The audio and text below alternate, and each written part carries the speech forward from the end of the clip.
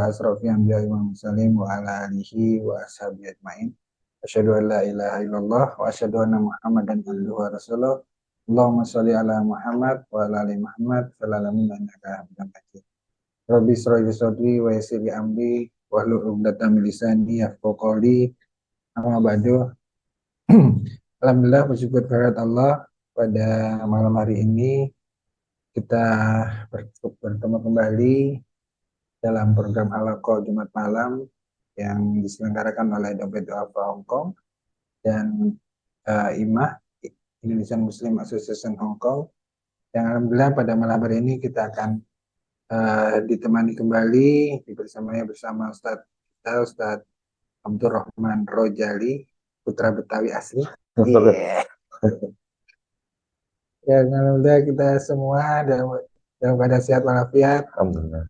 Dan mudah-mudahan Allah senantiasa melindungi kita dan melindungi juga saudara-saudara kita di Palestina yang saat ini sedang menghadapi situasi yang sangat berat. Mudah-mudahan Allah menolong dan melindungi saudara-saudara kita semua di sana. Dan yang kehilangan nyawa mudah-mudahan dicatat Allah sebagai mati syahid yang tidak tanpa hisab. Amin amin ya rabbal alamin. Salam salawat semoga tetap tercurah untuk junjungan kita Nabi besar Muhammad Shallallahu Alaihi Wasallam, para sahabatnya, tabi'in serta umat Islam memperjuangkan agamanya, dan semoga kita termasuk dalam. Amin amin ya rabbal alamin. Alhamdulillah, Iwan Ahwat rahimakumullah yang menyaksikan acara ini secara online di Zoom meeting maupun live Facebook Dompet Duafa Hong Kong. Malam hari ini kita akan membahas mengenai segala hal-hal terkait dengan hadis dengan tema kesungguhan ulama hadis dalam menyampaikan hadis. Kita tahu bersama bahwa selain Al-Quran, maka yang menjadi sumber dasar hukum kita dalam menjalankan agama ini adalah adalah hadis-hadis sunnah-sunnah Rasulullah. Dan hadis-hadis inilah yang dengan dasar hukum yang sumber hukum yang kedua inilah, maka kita bisa melengkapi ibadah kita yang tidak secara detail disampaikan Allah dalam Al-Quran. Nah, tapi tidak semua hadis itu selalu benar ya, karena banyak perawi-perawi, banyak yang menyampaikannya, yang mencatatnya, itu perlu kesungguhan perlu ada seleksi, dan inilah nanti yang akan dibahas oleh Ustadz kita malam hari ini mengenai bagaimana para ahli hadis ini menyeleksi hadis-hadis sehingga hanya hadis-hadis yang beredar, yang tersampaikan, yang terwariskan sampai dengan sekarang ini bisa diketahui sumbernya, kesahihannya, dan apakah itu bisa digunakan atau tidak untuk dasar-dasar kita dalam beribadah pada Allah. Baik, sebelum kita memasuki yang lebih detail nanti oleh Ustadz, kita buka dulu dengan bacaan basmalah. Bismillahirrahmanirrahim. Alhamdulillah, selanjutnya Ustadz tafadhol untuk menyampaikan materi ini. Baik, Bismillahirrahmanirrahim. Assalamualaikum warahmatullahi wabarakatuh. Waalaikumsalam warahmatullahi wabarakatuh. Alhamdulillahil qawi sultanu al-wadihu burhanu al-mabsutu fil wujudi karamu ihsanu ta'ala majduhu wa azama sya'nuh walhamdulillahilladzi arsala rasulahu bil huda wa dinil haq liyudhhirahu 'ala ad-dini kullihi wa kafa billahi syahida. Asyhadu an la ilaha illallah wa la syarika lah wa asyhadu anna Muhammadan abduhu wa rasuluhu la nabiyya wa la rasula ba'dah. Allahumma shalli ala Muhammad wa ala ali Muhammad wa man tabi'ahum bi ihsanin ila yaumil ma'ad. Subhanaka la ilma lana illa ma 'allamtana innaka antal alimul hakim. Allahumma anfa'na bima 'allamtana wa 'allimna ma yanfa'una wa rzuqna 'uluman tanfa'una fid dunya wal akhirah. Allahumma faqihna fid din wa limna tawil. Allahumma rzuqna fahman nabiyyin wa hifzal mursalin wa ilhamal malaikatil muqarrabin birahmatika ya arhamar rahimin. Amin amin ya rabbal alamin. Alhamdulillah yang sama-sama kami hormati Pak Adi, alhamdulillah yang senantiasa terus semangat untuk mengawal kita kajian Jumat malam. Oh ini ya, di slide. Ya, jadi alhamdulillah Pak Adi yang senantiasa ngaru-ngaru kita, yang senantiasa oro-oro kita untuk pengajian malam Sabtu ini, Jumat malam. Mudah-mudahan beliau selalu sehat walafiat, senantiasa dimudahkan segala urusannya, diberkahkan keluarganya, rizkinya semua insya Allah, senantiasa dalam kebaikan di sisi Allah Subhanahu wa Ta'ala. Dan juga yang sama-sama kami hormati segenap pengurus IMAH ya, pengurus anggota dan sebagainya, IMAH Indonesian Muslim Association Hong Kong. Kemudian juga yang sama-sama kami hormati Bapak Imam Baihaqi selaku GM Dompet Duafa Hong Kong, dan semua sahabat online ya, di Zoom ataupun di Facebook semuanya, dan juga di YouTube dari Dompet Duafa Hong Kong. Alhamdulillah, mudah-mudahan kita semua senantiasa dalam keadaan sehat walafiat, senantiasa dalam keberkahan dari Allah Subhanahu wa Ta'ala. Segala hajat keinginan kita mudah-mudahan diijabah, dikabulkan oleh Allah Subhanahu wa Ta'ala, selalu dalam istiqamah, dalam hidayah, ya, dalam bimbingan Allah Subhanahu wa Ta'ala. Amin ya rabbal alamin. Alhamdulillah, insyaallah malam hari ini kita akan sedikit mengulang, sama-sama belajar, sama-sama muzakarah tentang bagaimana kesungguhan para ulama dalam menyampaikan hadis kepada kita semua, ya, bagaimana metode ulumul hadis, mustalahul hadis dan sebagainya.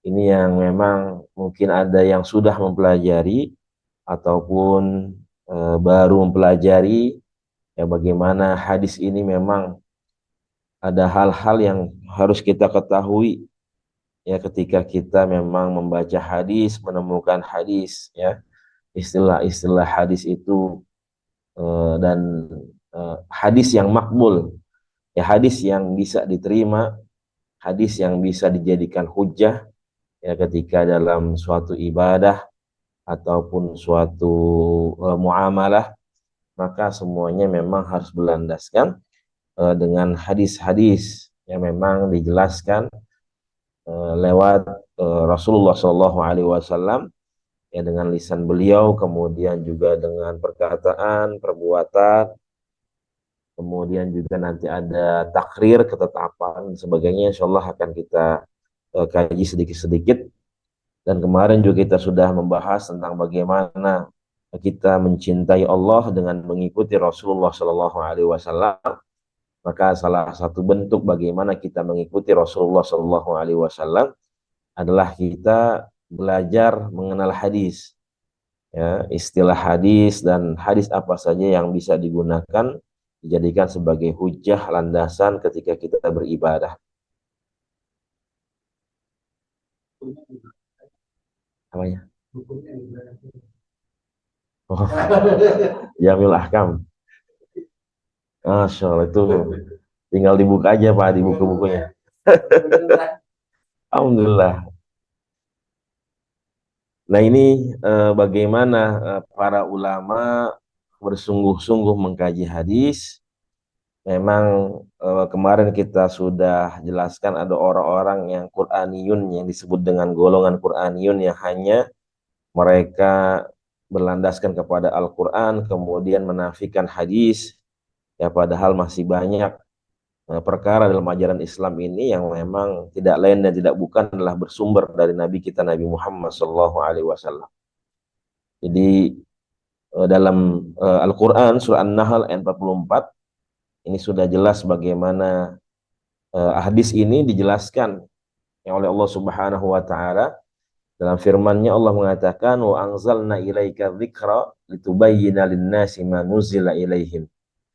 Wa anzalna ilaika dzikra litubayyana lin-nasi ma nuzila ilaihim. Bahwasanya Allah Subhanahu wa taala telah turunkan kepada kamu Nabi Muhammad sallallahu alaihi wasallam dan kepada kita semua umat Rasulullah sallallahu alaihi wasallam az-dzikra. Nah, di sini az-dzikra dijelaskan oleh para ulama tafsir adalah yaitu Nabi Muhammad sallallahu alaihi wasallam atau hadis. Ya, litubayyana linnas, untuk menjelaskan kepada umat manusia manuzila ilaihim, apa yang telah diturunkan kepada mereka. Nah, yang telah diturunkan kepada mereka ini adalah yakni Al-Qur'an. Jadi al-dzikra di sini adalah Nabi Muhammad SAW atau hadis ya, yang diturunkan oleh Allah untuk menjelaskan apa yang sudah diturunkan oleh Allah Subhanahu wa taala, yaitu Al-Qur'an. Karena di dalam Al-Qur'an itu banyak hal-hal yang mutlak, yang global. Kemudian juga banyak ayat-ayat mutasyabihat, ayat-ayat yang tidak mudah kita cerna, kita pahami dengan akal kita, tapi kita membutuhkan penjelasan dari hadis-hadis Nabi Muhammad SAW. Maka disinilah para ulama ya bersungguh-sungguh di dalam mengkaji, dalam mempelajari dan menentukan bagaimana metode hadis itu. Kemudian umat Islam sepakat bahwasanya hadis ini merupakan sumber hukum Islam kedua. Ya, bagaimana perintah Allah yang senantiasa memerintahkan kita semua umat Islam untuk merujuk kembali kepada Al-Quran dan Rasulullah Shallallahu Alaihi Wasallam. Yang sudah dijelaskan tadi dengan Pak Adi, ini memang menjadi rujukan kita. Bagaimana dulu sahabat Rasulullah Shallallahu Alaihi Wasallam, Sayyidina Mu'adz ibnu Jabal radhiyallahu taala anhu, ketika beliau diutus menjadi gubernur, pemimpin di Yaman itu. Kemudian sebelum diutus oleh Rasulullah Shallallahu Alaihi Wasallam itu beliau, kalau bahasa kita ada tes apa tuh, fit and proper test. Nah seperti itulah, ditanya dulu ya oleh Rasul, ya Mu'adz, wahai Sayyidina Mu'adz, nanti kalau kamu sudah menjadi gubernur pemimpin di sana di Yaman, dengan apa engkau mengambil hukum? Maka Sayyidina Mu'adz menjawab bahwasanya akhdhi bi kitabillah, aku akan mengambil berlandas kepada Al-Qur'an, ya kitabullah taala. Fa illam tajid, kalau kamu enggak menemukan, kata Rasul, maka kemana engkau akan mengambil, akan bersandar, akan berlandaskan. Kemudian ketika itu beliau menjawab, fa illam ajidu fi kitabillah fa bi sunnati Rasulillah sallallahu alaihi wasallam. Kalau aku tidak menemukan di dalam Al-Qur'an, maka aku akan kembali yang merujuk kepada sunnah wahai Rasulullah sallallahu alaihi wasallam. Ditanya lagi oleh Rasul, fa illam tajid fi sunnati, kalau kamu tidak menemukan itu di dalam sunnahku, maka kemana engkau akan mencari sumber tersebut? Kemudian beliau menjawab ajtahidur ra'i, bahwasanya aku akan berlandaskan dengan pendapatku. Artinya sama-sama kita kenal ada namanya ijtihad. Ya, ijtihad perkara yang memang menggunakan akal kita, tapi tidak bertentangan dengan Al-Quran dan Sunnah Rasulullah Sallallahu Alaihi Wasallam. Ya, maka kita sering dengar ada istilah ijma, ya, atau ijtihad para ulama. Nah, ini untuk perkara-perkara yang sifatnya bukan masalah akidah, ya, karena akidah itu memang sudah ditetapkan, sudah digariskan, sudah jelas dari Al-Quran dan Sunnah Rasulullah.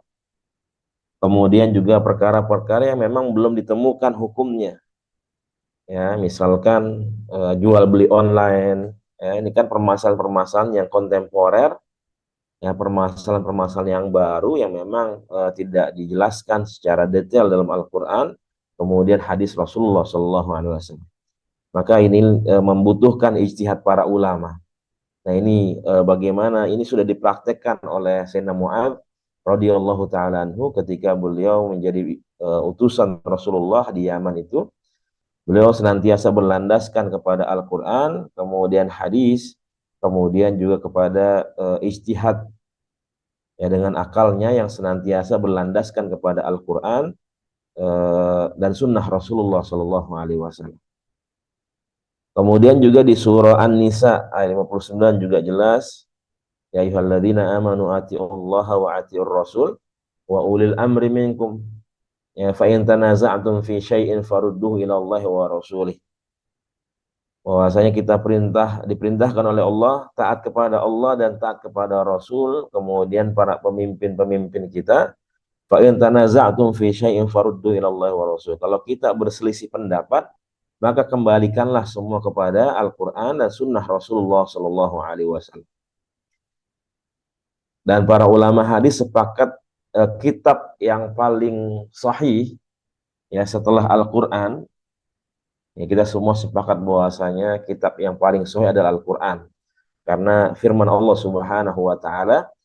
Nah, setelah Al-Qur'an itu para ulama hadis menjelaskan bahwasanya kitab yang paling sahih, yang paling benar ya adalah kitab Sahihul Bukhari, kemudian Sahih Imam Muslim.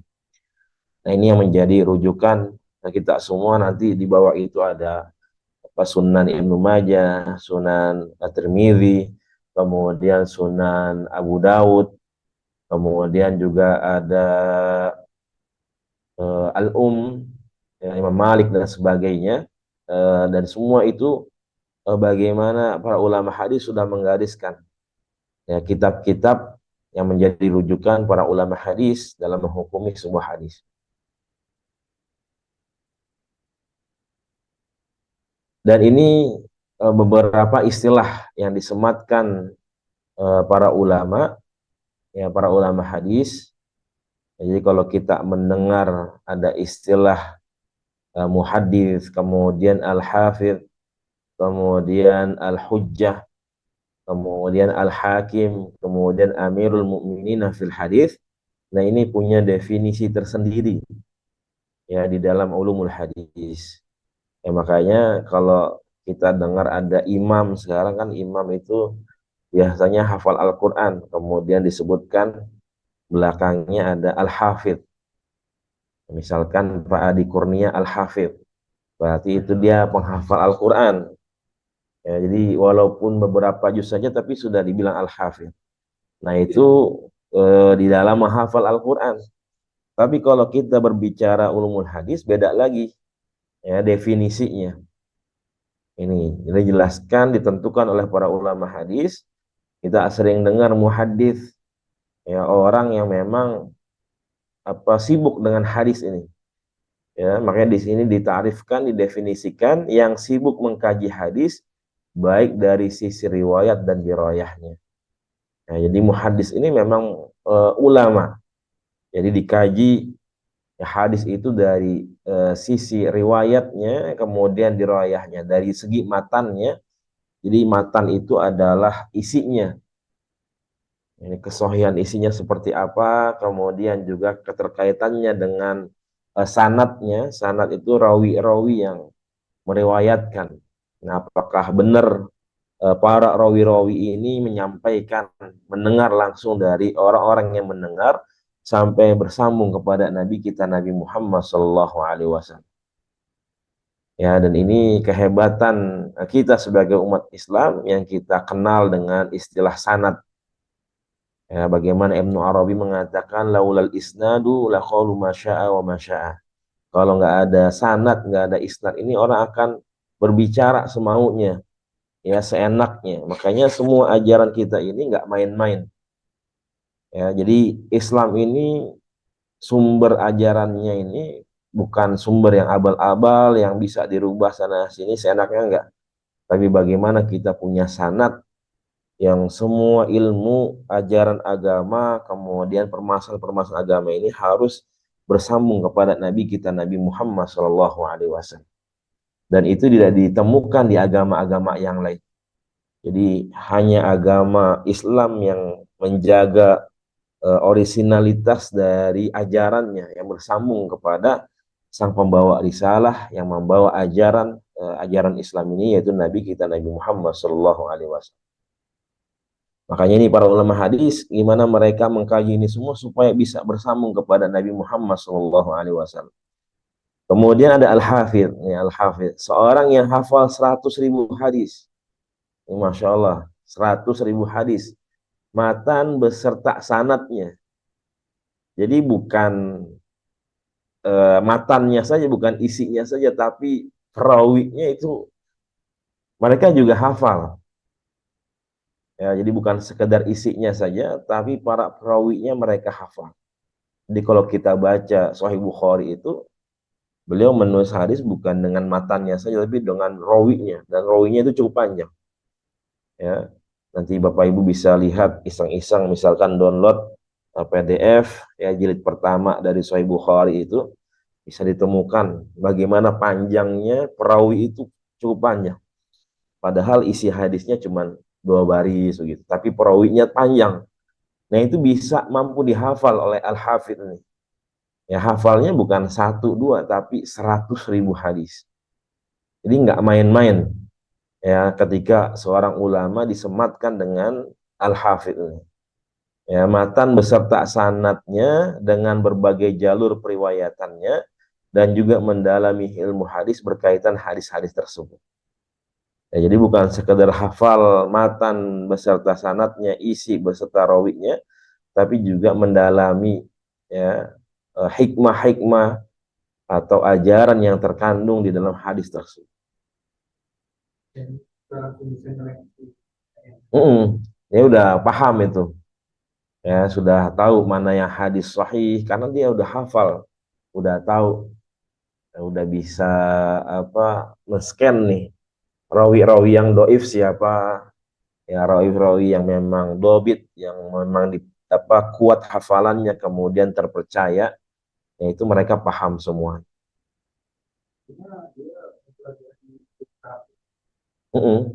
Banyak. Jadi bukan hanya saja dia hafal, tapi bagaimana dia bisa mengenal ya para perawi-perawi tersebut, ya sehingga mereka juga tahu mana hadis yang sahih, kemudian hadis yang dhaif, kemudian yang maudhu juga.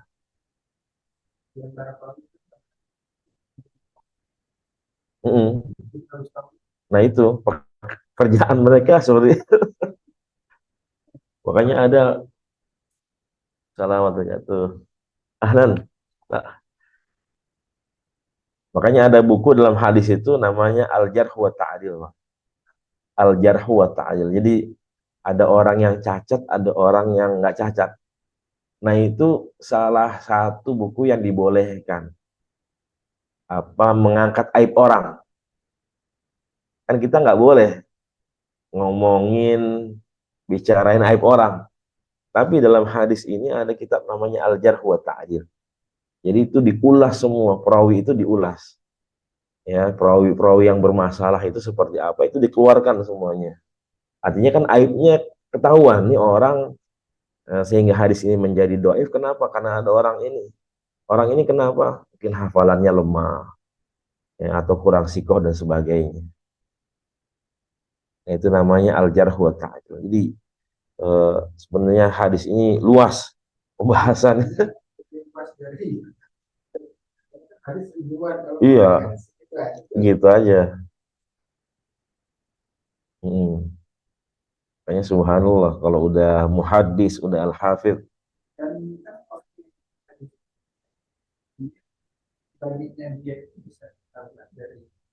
Jadi orang-orang yang memberitakan tentang dia juga. Nah, orang yang memberitakan tentang dia juga harus dipercaya itu, harus dari orang yang dipercaya. Diulang ini nggak baik hafalannya. Saya yang bilang itu. Jadi berarti kan dia, saya harus orang yang bisa dipercaya, yang katakan bahwa. Iya. Jadi memang harus benar, harus sikoh gitu. Makanya kan Imam Bukhari itu metodenya sampai dia harus bertemu. Jadi bukan sekedar mendengar sama orang yang nyampein hadisnya, tapi dia ketika dengar hadis ini dari si fulan, beliau datengin tuh. Sebulan bener nggak? Nanya apa Rasul pernah dengar hadis ini gitu. Kalau Imam Muslim itu cuma sekedar mendengar saja. Jadi Selama memang si fulan mengatakan mendengar dari sini udah cukup. Yang penting bersambung kepada Rasul. Tapi kalau Imam Bukhari itu katanya agak yang satu menyampaikan dia dengar dari sini, dari A mendengar dari B, maka Imam Bukhari menyampaikan atau datengin ke B gitu, harus datengin orangnya, ngelihat langsung gimana ya. Nah, itu nanti diulas sama para ulama hadis tentang bagaimana sikohnya, bagaimana derajat hadisnya. Tentunya tadi dilihat dari personal-personal para perawi-perawi itu yang memang sudah dibuat oleh para ulama hadis di dalam kitab-kitab hadis. Diulas mereka semuanya. Kemudian ada al-hujjah, seorang yang hafal 300.000 hadis, matan beserta sanadnya dengan berbagai jalur periwayatannya dan juga mendalami ilmu hadis berkaitan hadis-hadis tersebut. Jadi terkadang satu hadis itu nggak satu jalur, ada dari jalur-jalur yang lain, artinya ada orang-orang lain yang juga mendengar ya, hampir mirip-mirip dengan hadis tersebut, tapi memang jalurnya beda gitu. Misalkan yang satu jalur dari A, B, C, D, ternyata yang lain nanti ada dari E, F, G, H itu juga menyampaikan hadis tersebut. Karena kan Rasulullah kan ketika menyampaikan hadis, yang mendengar nggak satu orang doang, tapi terkadang ada dua tiga orang, kemudian orang-orang ini menyampaikan ke teman-teman dekatnya. Kadang yang nerima hadis itu ada yang kuat hafalannya, ada yang nggak kuat hafalannya. Jadi redaksinya itu berubah. Makanya nanti ada namanya hadis hasan li ghairi. Hadis yang doif, tapi dia bisa apa derajatnya bisa naik pada derajat hadis hasan. Karena apa? Karena ada jalur yang lain yang lewat orang-orang yang lebih sikoh, lebih kuat gitu. Jalur ini memang lemah, tapi ada yang meriwayatkan dari jalur yang lain. Isinya sama. Orang-orang yang meriwayatkan beda, karena ada dia lebih sikoh. Maka derajatnya itu bisa hadis kepada naik kepada hasan li ghairi. Makanya ini dijelaskan, disebutkan dengan berbagai jalur periwayatannya. Al-Hakim, seorang yang hafal 8.000 hadis, matan beserta sanadnya.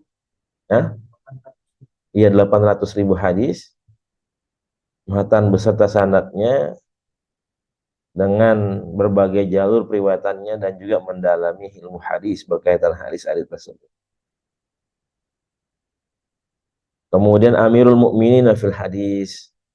Amirul Mukminin fil hadis, ulama yang menjadi rujukan para ulama dari sisi hadis secara riwayat maupun dirayah. Dan istilah paling tinggi dibandingkan istilah sebelumnya.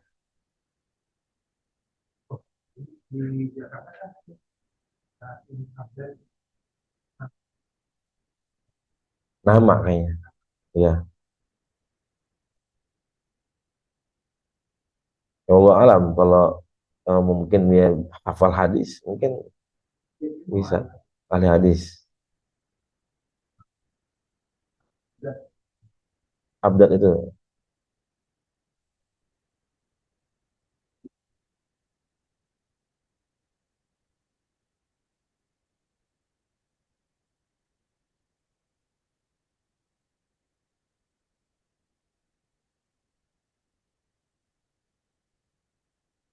Nah, ini mahwal hadis.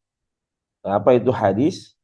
Ya, segala yang disandarkan kepada Nabi kita Nabi Muhammad SAW, baik berupa perkataan, perbuatan atau pengakuan. Begitu pula yang disandarkan kepada para sahabat dan tabi'in. Jadi hadis ini memang bersambung kepada Nabi Muhammad SAW yang bentuknya memang adalah qaul, perkataan. Jadi banyak hadis yang kita dengar itu adalah perkataannya Rasulullah SAW. Ya, misalkan innamal a'malu binniyat, itu kan perkataannya Rasulullah SAW. Kemudian yang kedua perbuatan. Nah, perbuatan ini memang apa yang dilakukan oleh Rasul, kemudian dilihat oleh para sahabat, kemudian dijadikan hadis, ya, bahwasanya Rasulullah kalau sholat tuh begini-begini. Makanya Rasulullah mengatakan, "Shollu kama ra'aitumuni usolli." Sholatlah kalian seperti aku sholat. Jadi para sahabat melihat Rasulullah sholatnya seperti itu, maka para sahabat menyampaikan kepada sahabat yang lain bahwasanya bagaimana sifat sholatnya Rasulullah Shallallahu Alaihi Wasallam. Kemudian ada pengakuan, ada takrir. Nah, ini kalau pengakuan itu biasanya yang melakukan adalah sahabat. Kemudian Rasulullah memutuskan, artinya memutuskan kalau memang itu perbuatan sahabat nggak boleh, maka Rasulullah akan melarang. Ya, jadi perbuatannya itu dari sahabat. Ketika Rasulullah lihat, jadi ketika ada sahabat melakukan sesuatu, Rasulullah melihat kalau diemin berarti boleh. Tapi kalau dikomentarin sama Rasul nggak boleh dan sebagainya, maka itu nanti haram, ya, berarti nggak boleh dilakukan. Jadi misalkan ada eh, sahabat Bilal itu ketika Rasulullah SAW menjelaskan bahwasanya apa terompah atau sendalnya Bilal sudah terdengar di surganya Allah Subhanahu wa taala. Kemudian ditanya, amalan apa yang kamu lakukan sampai sendalnya Bilal itu sudah terdengar di surganya Allah Subhanahu wa taala. Kemudian Sayyidina Bilal bilang bahwasanya beliau suka sholat sunnah wudu. Ya, sholat sunnah wudu, setelah wudu beliau sholat sunnah 2 rakaat. Nah, itu artinya ketika itu Rasulullah mendiamkan. Rasulullah nggak melarang. Ya, Rasulullah nggak bilang nggak usah dikerjain sholat sunnah wudu gitu. Tapi Rasulullah malah membiarkan dan membolehkan, ya, bahwa Sayyidina Bilal mengerjakan sholat sunnah wudu. Artinya perbuatannya yang dilakukan itu dari Sayyidina Bilal dan kemudian dikomentari, ya, oleh Rasulullah SAW. Ditentukan apakah boleh atau nggak boleh. Ketika dibiarkan maka itu diperbolehkan, ya, oleh Rasulullah Shallallahu Alaihi Wasallam.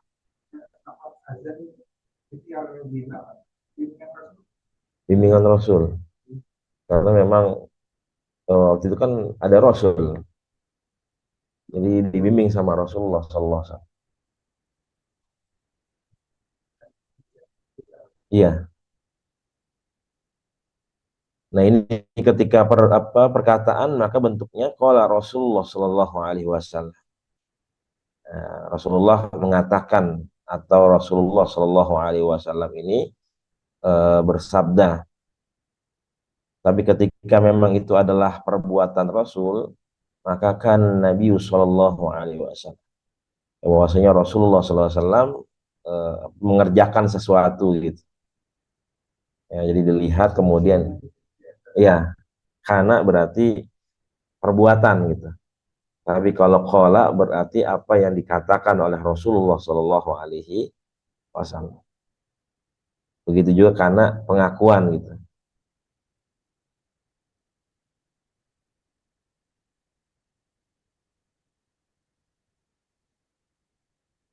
Nah, ini kita mulai masuk ke dalam pembagian hadis. Nah, ini nanti kita akan ketahui, ya, hadis apa saja yang memang boleh dijadikan hujjah, hadis apa saja yang bisa digunakan sebagai landasan untuk kita beramal. Nah, ini yang pertama dari segi jumlah rawinya, ya, periwayatnya. Ini yang pertama ada mutawatir, kemudian yang kedua ada ahad. Yang mutawatir ini mereka yang lebih dari satu, ya, dua, tiga, dan banyak. Ya, dan otomatis biasanya hadis mutawatir ini bisa masuk ke dalam hadis sahih, karena mustahil ketika satu perkumpulan satu hadis itu diriwayatkan dengan perawi yang begitu banyak, maka tidak ada kemungkinan orang itu berdusta. Ya, jadi mustahil ketika ada orang berkumpul begitu banyak maka semuanya berdusta, enggak. kecuali memang itu adalah sekongkolan memang orang-orang jahat gitu. Ya, tapi ketika memang kita nggak ada yang tahu sifat-sifat manusia, ketika ditanya ya satu kelompok itu ya manusia yang begitu banyaknya, maka mustahil ketika semuanya berdusta. Pasti ya ada yang jujur ya. Maka mutawatir ini diriwayatkan oleh banyak rawi, banyak orang, banyak sahabat, maka mustahil bahwasanya itu adalah hadis dusta atau hadis maudhu. Kemudian ada juga hadis ahad. Ini biasanya hanya diriwayatkan oleh satu orang. Misalkan tadi hadis innamal a'malu binniyat, itu hanya diriwayatkan oleh Sayyidina Umar bin Khattab yang mendengar langsung dari Rasulullah Shallallahu Alaihi Wasallam. Dan memang nggak begitu banyak hadis ahad. Yang lebih banyak hadis mutawatir ini yang sering kita dengar itu mutawatir karena memang rawinya panjang, rawinya banyak. Ya, ceramah atau banyak sahabat yang mendengar. Dan di situ kan nggak mungkin orang semuanya menyampaikan yang bohong dari Rasulullah SAW. Jadi ketika semua disampaikan berarti otomatis ya semua. Nah itu nanti yang nyampein tuh yang beda-beda. Kalau kita kan sama. Otak kita kadang nggak kuat, ada yang kuat hafalannya, ya ada yang memang lemah hafalannya. Jadi ketika ya dua orang ya mutawatir, tapi jarang yang dua orang biasanya. Banyak pasti. Makanya ada ahad sama mutawatir.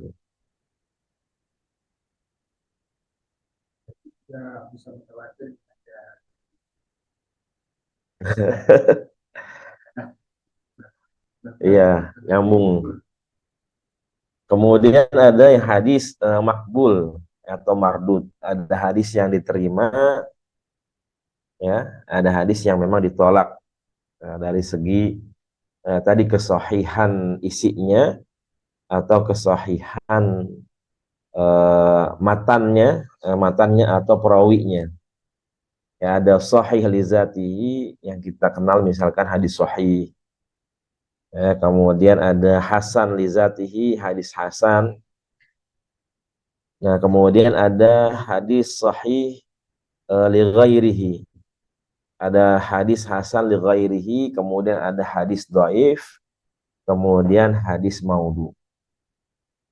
Nah, ini yang bisa diterima, yang bisa menjadi rujukan landasan adalah hadis sahih li zatihi, kemudian hadis hasan li zatihi, kemudian hadis sahih li ghairihi, kemudian hadis hasan li ghairihi. Nah, ini nanti perdebatan di dalam hadis dhaif. Hadis dhaif apakah bisa dijadikan hujah, bisa dijadikan landasan, ya. Kemudian apakah bisa dijadikan dalil ya untuk kita beramal. Nah, itu nanti perbedaan pendapat para ulama hadis. Ya, lalu apa bedanya antara sahih li dzatihi, kemudian hasan li dzatihi, kemudian sahih li ghairihi, kemudian hasan li ghairihi. Nah, ini. Jadi kenapa para ulama hadis menyebut hadis ini adalah hadis sahih ya atau hadis hasan ya atau ada yang namanya hadis dhaif ya, kemudian ada yang namanya hadis maudhu ya, hadis maudhu. Yang pertama hadis sahih. Kenapa disebut dengan hadis sahih? Nah, ini syarat-syaratnya yang pertama adalah ittisalus sanad. Nah, ini para perawinya yang menyampaikan hadis itu bersambung kepada Nabi kita Nabi Muhammad Shallallahu Alaihi Wasallam. Nah, yang kedua adalah ruwat. Ya, perawinya harus adil, yang nggak ada cacat, yang nggak ada kekurangan, nggak maksiat dan sebagainya. Kemudian juga yang ketiga dokter rawi. Ya, dokter rawi ini artinya memang perawi ini bisa dipercaya, kemudian juga hafalannya juga kuat. Hafalannya kuat, Nah, yang tiga ini, ittisalus sanad, kemudian adalatul rawi, kemudian dhabtur rawi, ini berkaitan dengan eh, sanadnya, ya, para perawinya harus bersambung, kemudian perawinya harus adil, ya, tidak ada cacat, tidak ada maksiat dan sebagainya. Kemudian dokter rawi, ya, hafalannya harus kuat, ya. Yang tiga ini berkaitan dengan uh, perawi, ya. Nah, yang kedua ini ada tidak syad, kemudian tidak ada illah. Nah, yang kedua ini berkaitan dengan matannya, dengan isinya, ya, bahwasanya isinya ini tidak ada cacat, tidak ada sesuatu yang bertentangan, ya, dengan syariat Islam, tidak bertentangan dengan Al-Qur'an yang memang menjadi rujukan kita semua. Ya, jadi ini tidak ada sesuatu yang buruk, ya, sesuatu yang bertentangan, ya, sesuatu yang ada cacatnya, nggak ada. Tapi ini semua sesuai, ya, dengan apa yang diperintahkan dalam Al-Qur'an, kemudian juga sesuai dengan apa yang dikatakan oleh Rasulullah SAW. Jadi 5 syarat ini menjadikan sebuah hadis disebut dengan hadis sahih, ya, hadis sahih lidzatihi. Kemudian apa bedanya dengan hadis hasan? Biasanya hadis hasan itu perbedaannya cukup tipis, ya, nggak jauh berbeda dengan hadis sahih. Biasanya hadis hasan itu para jamaah semua hanya dilihat dari hafalannya. Jadi tingkat hafalan kita sebagai manusia ini terkadang memang berbeda. Ada orang yang kuat hafalannya, tapi ada orang yang lemah hafalannya. Nah, maka ketika ada rawi yang lemah hafalannya, tidak sekuat, ya, rawi atau orang yang meriwayatkan di hadis sahih, maka ketika dia lemah hafalannya, maka derajat hadisnya adalah derajat hadis hasan. Ya, hadis hasan lidzatihi. Artinya masih bisa diterima juga walaupun tadi hanya sekedar hafalannya saja yang kurang kuat. Nah, ini.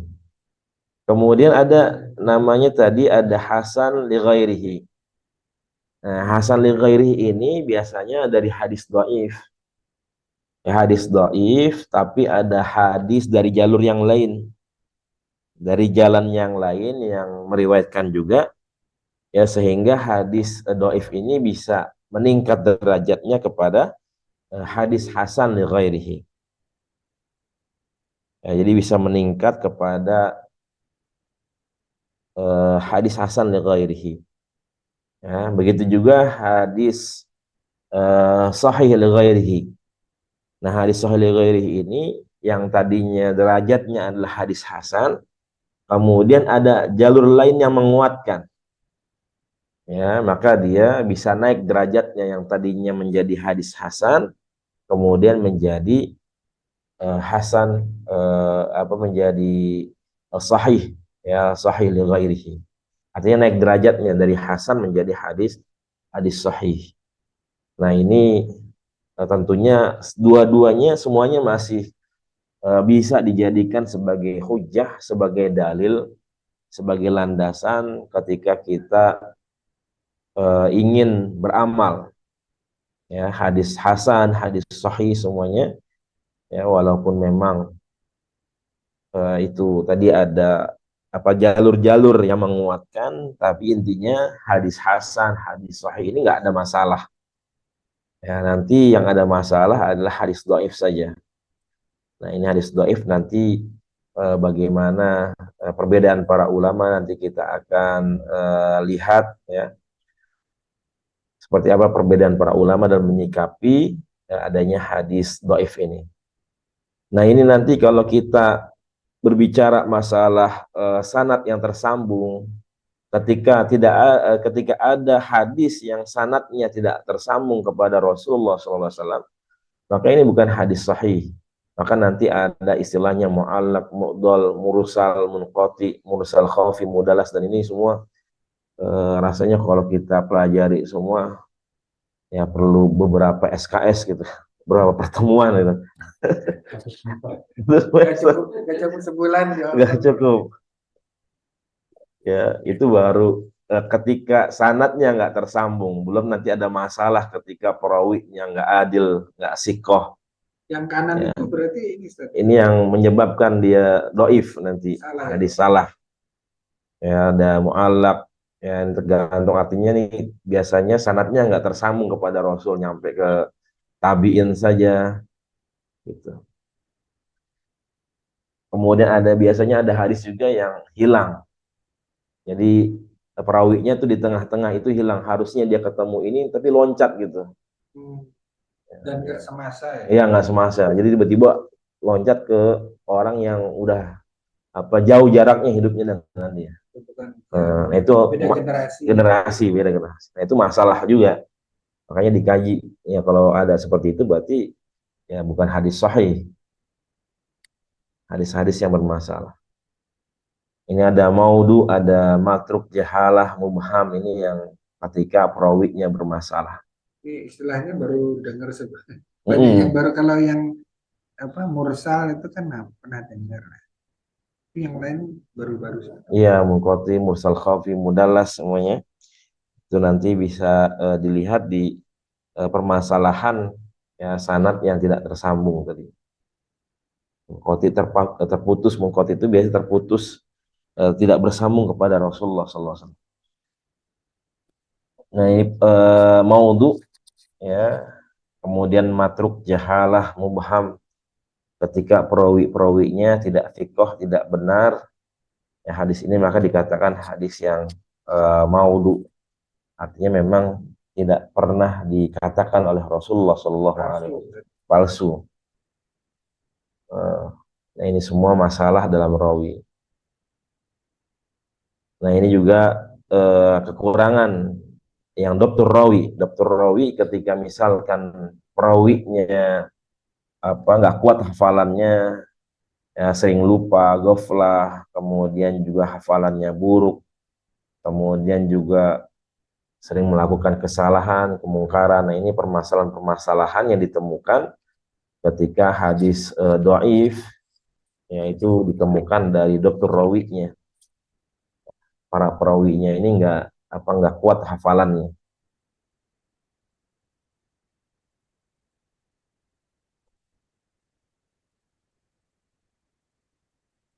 Ya, jadi ketika 5 syarat ini tidak terpenuhi, maka hadisnya dhaif. Ya. Kalau hadis hasan tadi hanya beda di dokter rawi, jadi hafalannya saja. Hadis sahih hafalannya lebih kuat perawinya, kalau hadis hasan dia lebih lemah. Tidak sekuat perawi yang meriwayatkan hadis sahih. Kalau tidak ada ilah tadi apa? Tidak ada ilah itu berkenaan dengan isi hadisnya. Artinya nggak ada cacat. Cacat itu seperti yang bertentangan. Jadi nggak ada, isinya tuh tidak bertentangan dengan syariat gitu. Tapi kalau beda redaksi itu Nggak masalah. Yang penting tetap isinya, kontennya adalah kebaikan gitu, perintah, ibadah.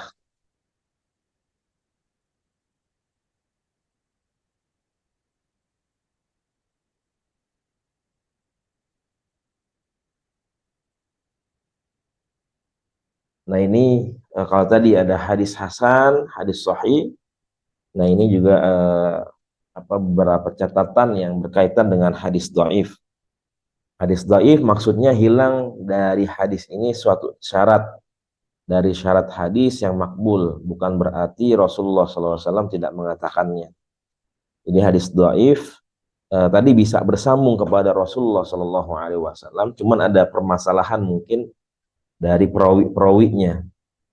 Jadi hadis dhaif itu bukan semuanya tidak dikatakan dari Rasulullah, tapi ada juga yang memang dikatakan oleh Rasulullah SAW, cuman ada beberapa perawi tadi yang nggak sikoh, yang kurang amanah, atau ada perawi yang memang hafalannya nggak kuat. Walaupun secara teks itu mirip-mirip. Ya, memang ada yang diucapkan oleh Rasulullah SAW. Makanya tadi kan ada hadis dhaif yang bisa naik kepada derajat hadis hasan karena dari jalur yang lain. Ya, ada jalur yang dia menyampaikannya lebih kuat gitu. Ini jalurnya lemah, tapi ada jalur yang menyampaikan itu mereka hafalannya lebih kuat. Penyampaiannya, perawinya juga lebih baik, lebih bagus. Sehingga hadis ini bisa naik dari doif menjadi hadis hadis hasan. Jadi tingkatannya sahih, hasan, kemudian doif, kemudian maudu. Nah kalau maudu ini memang memang nggak pernah dikatakan oleh Rasulullah Shallallahu Alaihi Wasallam.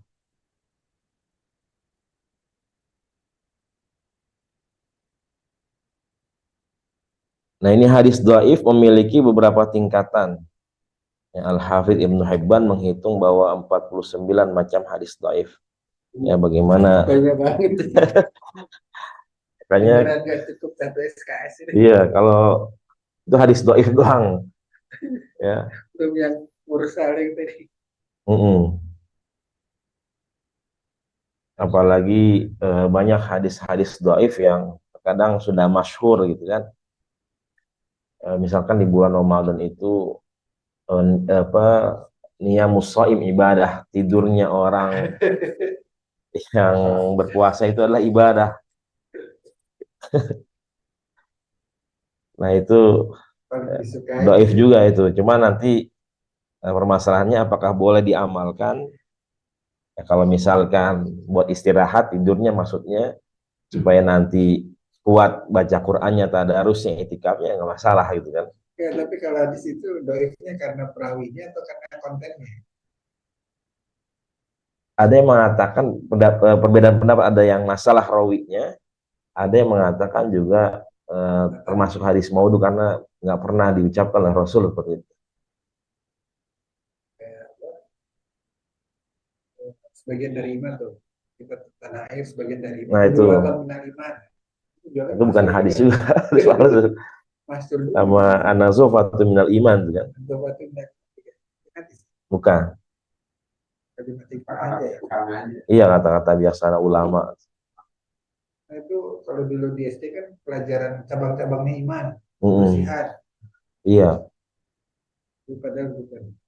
Bukan. Sama kita sering dengar Ramadan itu terbagi menjadi 3 bagian. Oh itu. Yang awalnya adalah rahmat, yang keduanya adalah maghfirah. Ya, itu hadis dhaif, Pak. Cuman ada yang menguatkannya bahwasanya apa hadis itu sebenarnya Ramadan itu nggak dibatas-batasin gitu.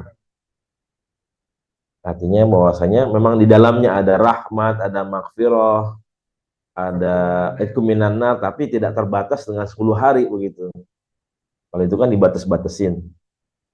Tapi Ramadan seluruhnya adalah rahmat, seluruhnya adalah maghfirah, dan seluruhnya adalah itqu minan nar, pembebasan dari api nerakanya Allah Subhanahu wa taala.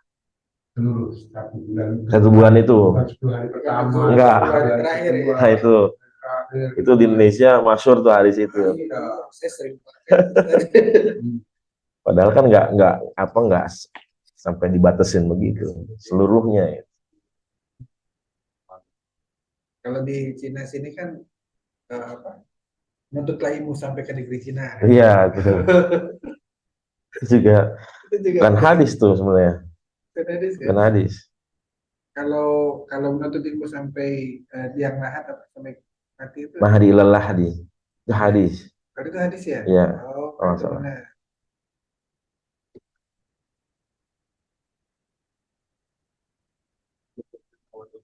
Kalau bisin sampai ke negeri Cina.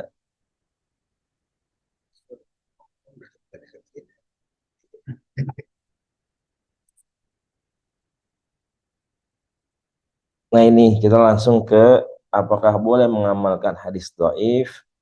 Nah ini nanti perbedaan pendapat para ulama hadis. Jadi para ulama sepakat bahwa hadis dhaif tidak bisa dijadikan landasan dalam urusan akidah. Ya, jadi kalau masalah urusan akidah memang sudah sifatnya sudah qat'i, sudah nggak bisa ditawar-tawar lagi. Memang sudah dari Al-Quran kemudian dari hadis-hadis yang sahih. Hanya ijtihad juga seperti itu. Jadi nggak ada perkara akal yang bisa menentukan hukum di dalam akidah. Karena akidah itu memang sudah diturunkan, sudah sempurna di dalam Al-Quran dan Sunnah Rasulullah Shallallahu Alaihi Wasallam.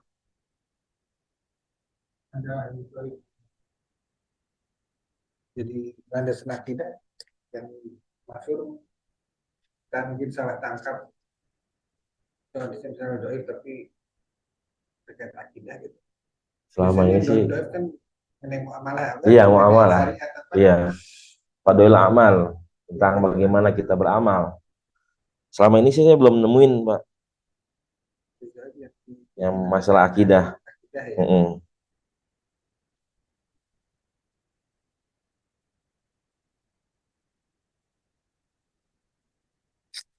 Di antara hadis dhaif adalah hadis palsu. Nah, ini kan hadis maudhu tadi. Para ulama sepakat tidak menjadikannya sebagai hujah dalam hal apapun. Kalau di atas ini yang sekedar dhaif dalam urusan akidah, berarti dalam urusan muamalah di fadhail amal untuk supaya kita semangat untuk mengerjakan kebaikan, maka itu diperbolehkan selama tidak dalam urusan akidah. Tapi kalau urusan dalam hadis maudhu, hadis palsu, maka ya nggak boleh dikerjakan, nggak boleh diterima dalam hal apapun. Mau dalam hal muamalah maupun akidah, yang namanya hadis maudhu ya hadis palsu, yang nggak bisa dijadikan landasan.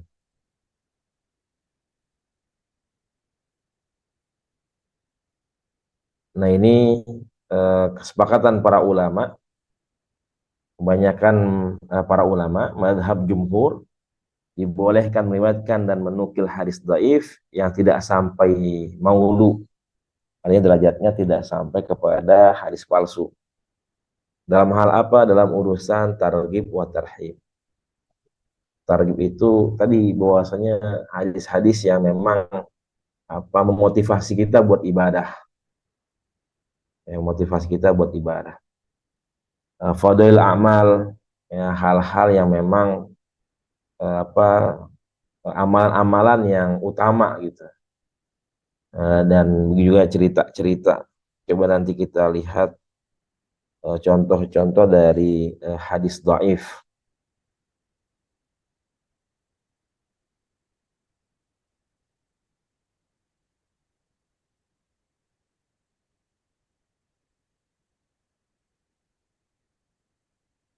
Nah ini dengan syarat ketika boleh digunakan hadis dhaif, ya syaratnya seperti apa? Kedhaifannya tidak terlalu berat. Kemudian juga hadis tersebut bisa masuk pada landasan lain yang diamalkan.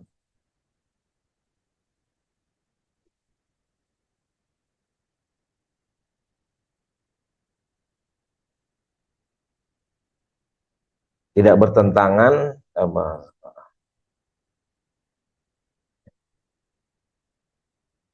pada saat mengamalkannya tidak meyakini bahwa hadis dhaif ini sahih, akan tetapi karena berhati-hati. Jadi yang namanya hadis dhaif ya tetap dhaif. Jangan ketika boleh diamalkan dalam hal-hal targhib tarhib kemudian fadhil amal kita meyakini bahwasanya ini adalah hadis sahih atau hadis hasan. Jadi ini memang perkara pengecualian ya, bahwasanya masih dhaif.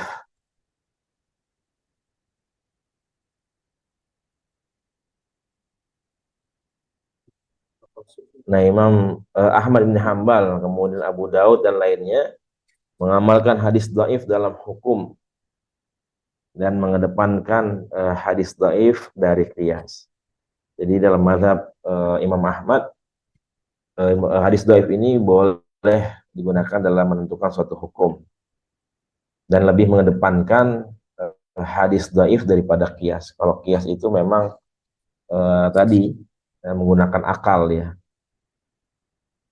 mengkiaskan satu hukum yang tidak ada hukumnya kemudian dikiaskan kepada permasalahan yang sudah ada hukumnya. Misalkan masalah masalah riba ya, bunga itu kan kontemporer. yang nggak ada hukumnya di dalam Al-Quran dan hadis. Kemudian ada ijtihad yang bentuknya kias. Jadi bunga ini dikiaskan kepada riba, yang memang tambahan di dalamnya. Kemudian syaratnya kedhaifannya tidak berat, ya tidak ada ayat atau hadis lain pada bab yang sama yang tidak bertentangan dengan dalil-dalil yang lainnya. Nah, ini dalam syaratnya mazhab Imam Ahmad bin Hambal.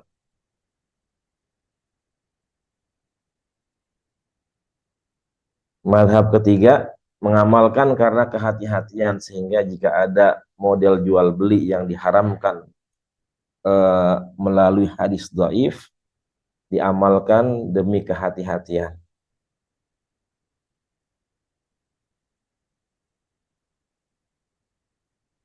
Ya, jadi misalkan ada hadis yang menjelaskan keharaman jual beli, walaupun itu hadisnya dhaif, tapi ya jangan melakukan transaksi jual beli itu gitu. Karena memang kita mengamalkan hadis dhaif ya karena kehati-hatian, ikhtiyat. Dan ini terakhir, madhab keempat tidak mengamalkan sama sekali hadis dhaif, ya berbagai hal seperti Al-Bukhari, kemudian Yahya bin Ma'in, Ibnu Hamzah Al-Zahiri dan lainnya. Jadi ini kembali lagi kepada kepada madhab masing-masing, ya bagaimana kita menyikapi, kita percaya ya kepada hadis-hadis dhaif ini untuk dikerjakan.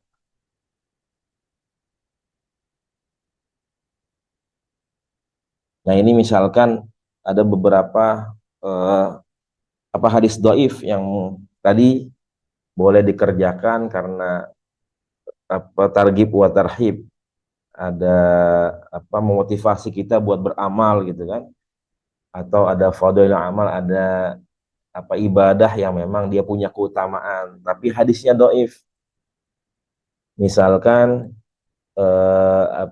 membaca Yasin di pekuburan, ya man dakhalal maqabir faqara'a surata Yasin khaffafallahu anhu wa kana lahu bi'adadin man fiha hasanat.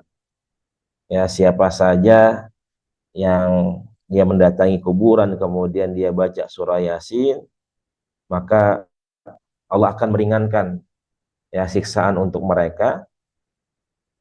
Wa kana lahu bi'adadin man fi hasanat, kemudian Allah akan berikan kebaikan-kebaikan ya untuk orang-orang yang berada di dalam kuburan tersebut. Nah, jadi ada ini hadis dhaif, tapi ketika tadi kalau kita mau mengamalkan ya silahkan gitu, karena tadi ada keutamaan ketika membaca surah Yasin.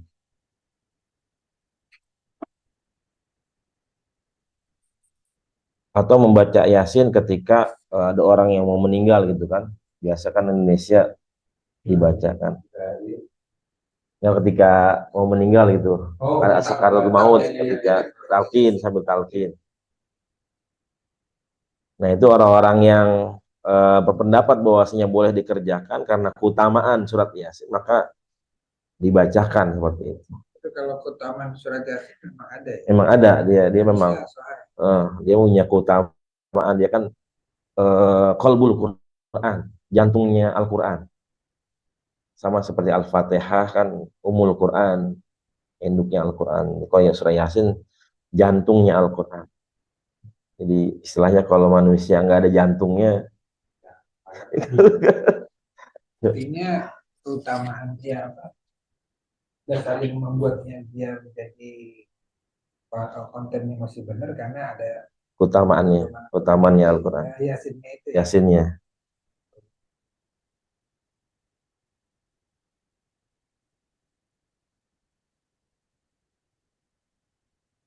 Nah, itu hadis dhaif. Jadi kalau memang kita mau ikhtiyat, mau kehati-hatian ya tidak usah mengamalkan. Itu juga ada para ulama yang berpendapat seperti itu. Nah, itu permasalahan dalam hadis dhaif. Tapi ala kulli hal yang bisa dijadikan hujah tadi ada hadis hasan, kemudian ada hadis sahih. Lalu pertanyaannya gimana Ustaz kita tahu nih hadis ini sahih atau hasan?